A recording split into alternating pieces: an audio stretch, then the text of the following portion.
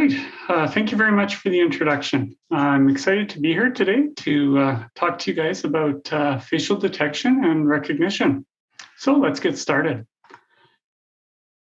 So when we're looking at neural network-based face recognition, we're starting to see a lot of demand for doing this type of computerized face recognition. That is asking the question, who is this person, or is this the right person?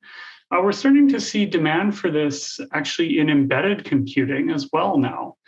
So this is driven really by new applications, which are demanding on-device face recognition.